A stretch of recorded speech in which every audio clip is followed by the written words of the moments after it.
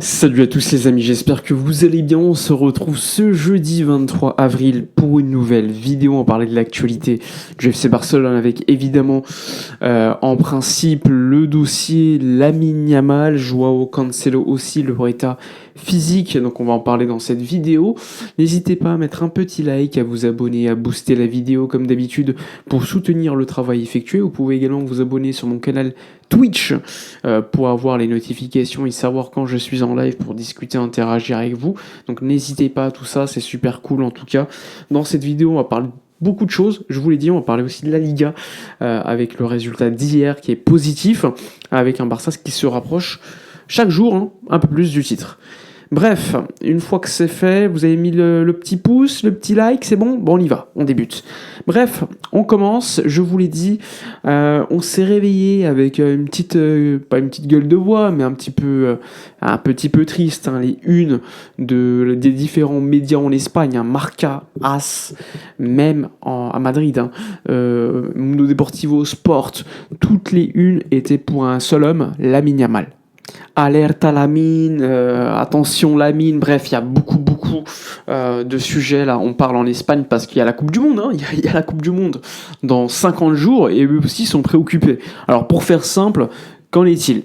Hier, vous l'avez vu, Lamine Yamal s'est blessé, alors on ne sait pas si c'est pendant le tir au but ou avant avec le penalty qu'il a provoqué, mais en tout cas, Flick, Rafa Yuste, l'intégralité des joueurs qui ont vu Yamal ont expliqué que il fallait attendre les tests.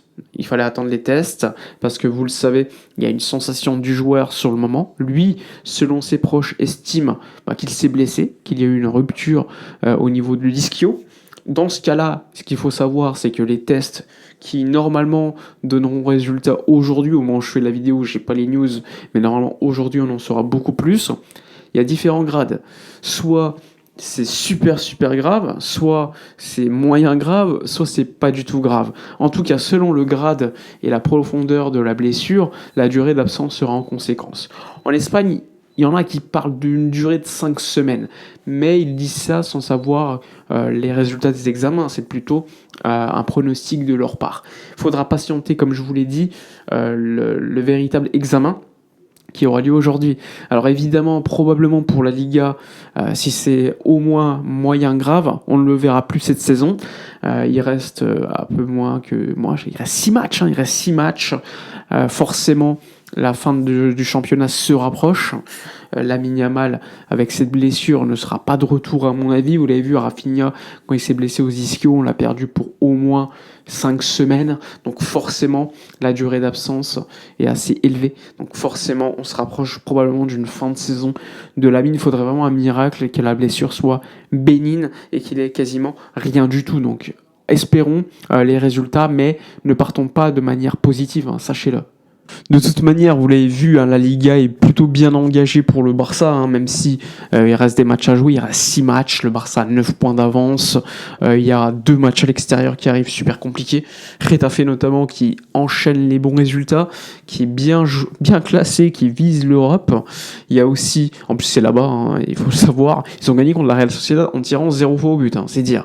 Il y a aussi un match contre Osasuna à l'extérieur qui nous a battu l'année dernière et qui en plus a battu le Real cette saison, donc forcément il faudra faire attention, sachant que on n'a pas Lamine qui est le joueur le plus différentiel.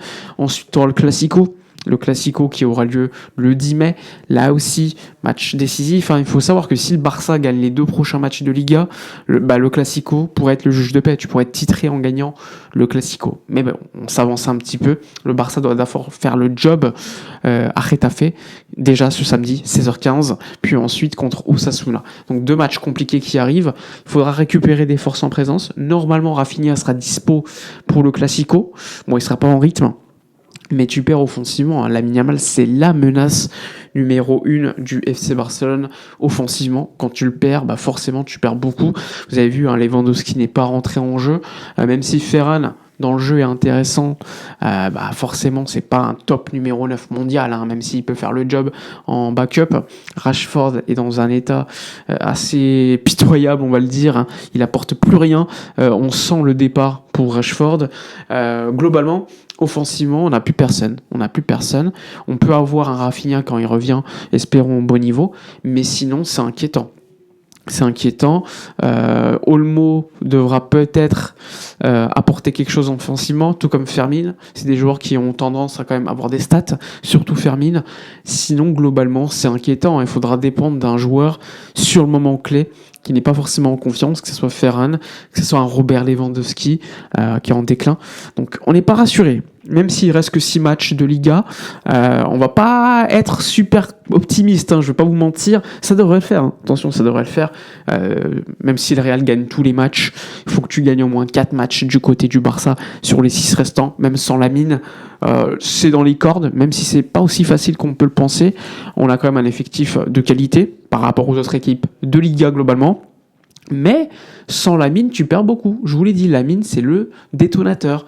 Si en plus t'as pas Rafinha, qui est aussi l'autre attaquant le plus efficace de cette équipe du Barça, rappelez-vous l'année dernière, si t'as pas Lewandowski, qui l'année dernière avait fait des stats extraordinaires aussi, quand t'additionnes tout cela, on n'est pas dans une situation super confortable du côté du FC Barcelone. Il faut pas avoir plus de blessures. Concernant Cancelo, Flick, il s'est montré beaucoup plus optimiste en conf de presse hier. A priori, la blessure de Cancelo ne serait pas grave. On va patienter encore une fois les tests qui devraient avoir lieu aujourd'hui. On ne sait jamais avec le Barça. Tout le monde peut se blesser rapidement. Mais bon, c'est inquiétant globalement que cet effectif ait connu cette saison autant de blessures. Que ce soit Lewandowski, que ce soit Rafinha, que ce soit Lamine maintenant, que ce soit Pedri, que ce soit Gavi, Christensen. Il y a tellement de joueurs qui ont connu des blessures alors que tu es censé quand même arriver au moment clé de la saison. Imaginez s'il y avait eu la Ligue des Champions là contre Arsenal. Vous voyez, ça aurait été super inquiétant. Alors forcément, on n'aurait peut-être pas été ridicule loin de là, mais tu serais pas confiant. C'est pour ça que je trouve ça assez dingue que le Barça, une saison de plus, perd ses éléments forts au moment clé de la saison. Alors évidemment, ce jeu demandant avec un effectif très court, avec peu de mercato, est aussi responsable parce que tu forces sur des joueurs parce que les autres sont blessés.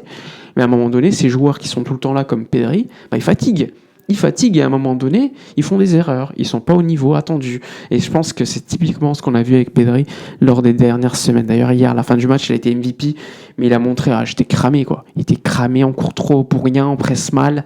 Il était assez énervé, même si la victoire était au rendez-vous. Globalement, il y a quand même beaucoup à améliorer dans cet effectif. Et je pense qu'avec un effectif un peu plus long, le Barça aura des joueurs clés présents à un moment important de la saison. Donc c'est aussi l'aspect à améliorer en plus de la prépa qui a été tronquée l'été dernier en Asie. Rappelez-vous, les joueurs l'ont pas apprécié, le staff non plus, Flick non plus. C'est pour ça d'ailleurs que cet été, après la Coupe du Monde, qui va encore une fois tronquer cette pré-saison, normalement cette pré-saison devra avoir lieu en Europe, probablement au Royaume-Uni, donc ça pourrait aider là aussi.